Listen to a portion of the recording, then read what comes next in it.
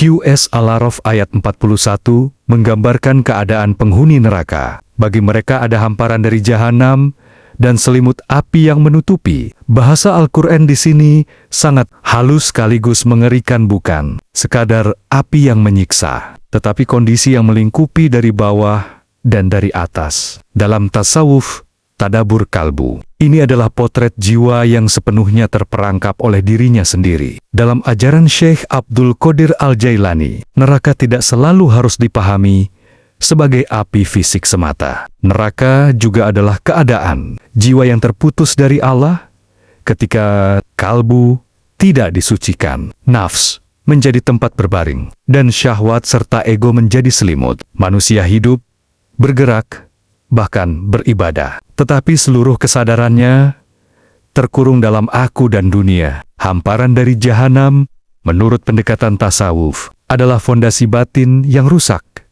Cinta dunia, ambisi diri, dan ketergantungan selain kepada Allah.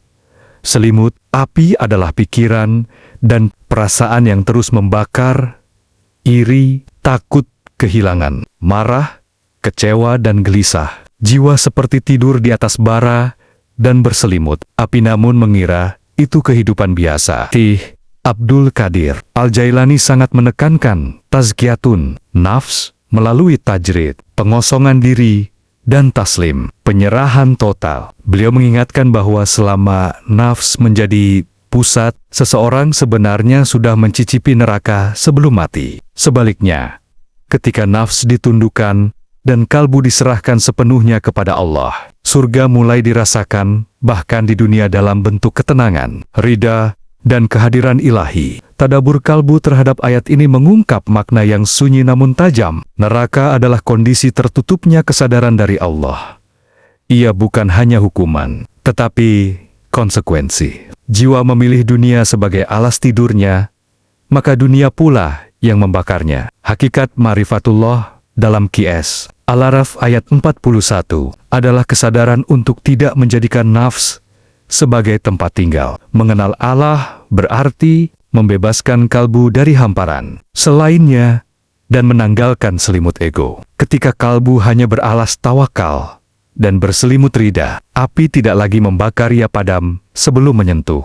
Di titik ini, tasawuf ala Syekh Abdul Qadir Al-Jailani mengajak manusia bangun sebelum tidur terlalu dalam, membersihkan alas hidup, dan mengganti selimut jiwa, agar yang menyelimuti bukan api, melainkan rahmat. QS Al-A'raf ayat 42 berbicara dengan nada lembut setelah rentetan ayat yang keras. Orang-orang yang beriman dan beramal saleh dan Allah tidak membebani jiwa, melainkan sesuai kesanggupannya mereka, adalah penghuni surga. Ayat ini seperti tarikan napas panjang setelah perjalanan jiwa yang melelahkan. Dalam tasawuf, tadabur kalbu ala Imam Jalaluddin Rumi, ayat ini bukan sekadar janji surga, tetapi pengungkapan sifat kasih Allah yang bekerja dayam-dayam di balik seluruh perjalanan ruhani. Rumi memandang iman bukan sebagai beban keyakinan, melainkan gerak cinta. Amal saleh bukan kewajiban kaku, tetapi tarian jiwa yang merespons panggilan kekasih. Maka ketika Allah berfirman bahwa Dia tidak membebani jiwa di luar kesanggupannya, Rumi membacanya sebagai pesan rahmah. Allah mengenal kapasitas setiap hati lebih baik daripada hati itu mengenal dirinya sendiri. Dalam jalan Rumi,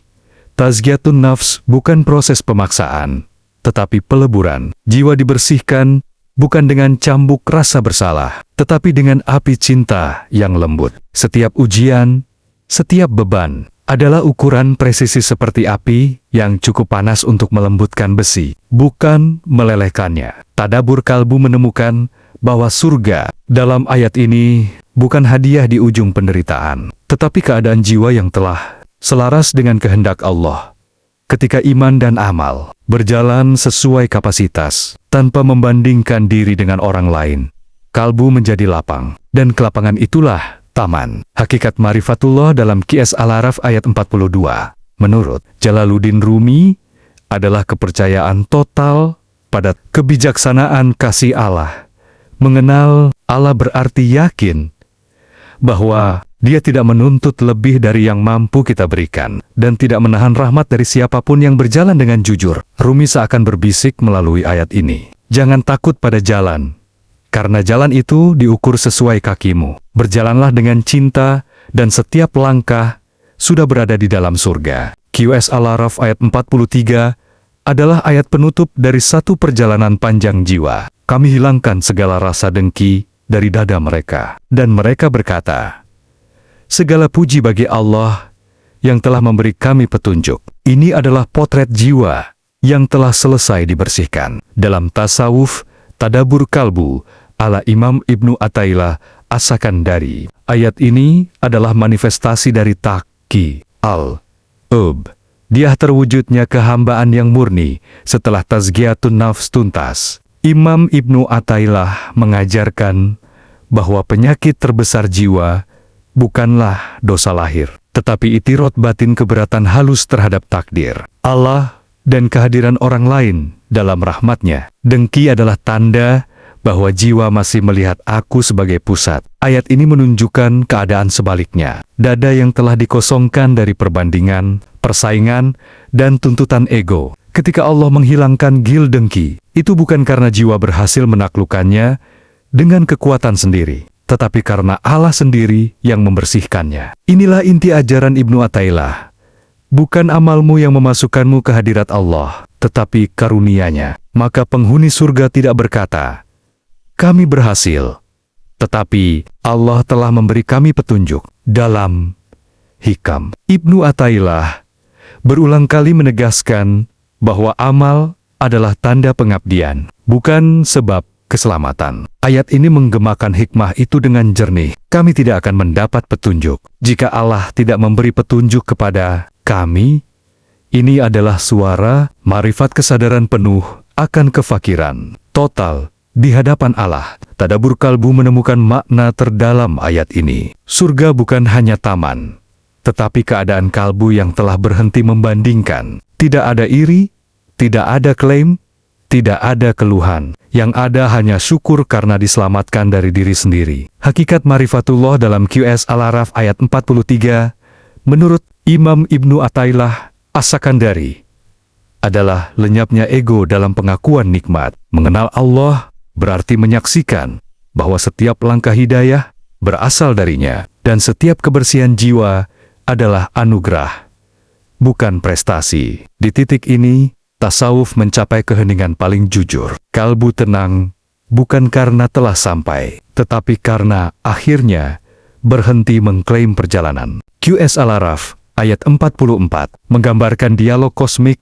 antara penghuni surga dan penghuni neraka. Penghuni surga menyatakan bahwa janji Allah benar. Lalu terdengar seruan bahwa laknat Allah menimpa orang-orang zalim. Ini bukan sekadar percakapan antar dua tempat akhir, melainkan pembukaan tabir kebenaran yang tak lagi bisa ditawar. Dalam tasawuf, Tadabur Kalbu menurut Imam Ibnu Arabi dan Al-Halat, ayat ini adalah momen inkisi Al-Haq.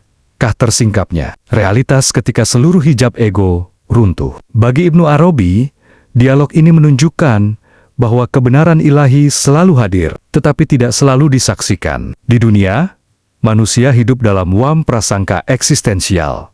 Merasa memiliki, merasa berbuat, merasa menentukan. Di akhirat dan dalam makrifat yang sejati yang terdengar hanya pengakuan. Janji Allah itu benar. Ini bukan klaim intelektual, tetapi kesaksian wujud. Pada saat itu, setiap jiwa melihat posisi dirinya sendiri di hadapan Al-Haq tanpa tirai interpretasi. Laknat dalam ayat ini, menurut Ibnu Arabi, bukan sekadar murka, melainkan keterputusan dari rahmat karena ketidaksiapan menerima tajali penampakan ilahi. Orang zalim adalah mereka yang meletakkan sesuatu bukan pada tempatnya, terutama meletakkan aku di tempat Tuhan.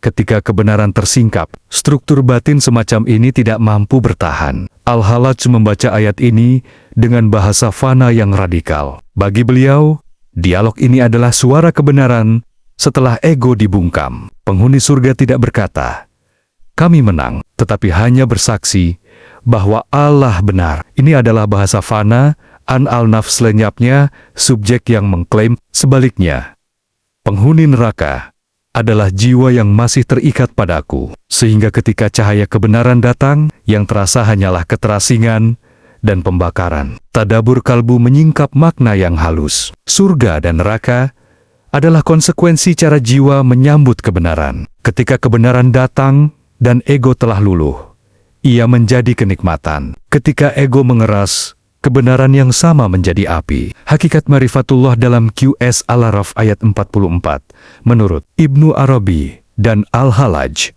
adalah kesaksian tanpa klaim. Mengenal Allah berarti membiarkan kebenaran berbicara sendiri, tanpa perantara ego. Pada tingkat ini, pujian bukan lagi ucapan, dan penyesalan bukan lagi teriakan. Semuanya adalah akibat alami dari posisi jiwa di hadapan Al-Haq. Di titik paling sunyi ini, tasawuf berhenti menjadi jalan dan berubah menjadi pengakuan yang benar tetap benar, dan yang tersisa hanyalah kesiapan hati untuk menerimanya.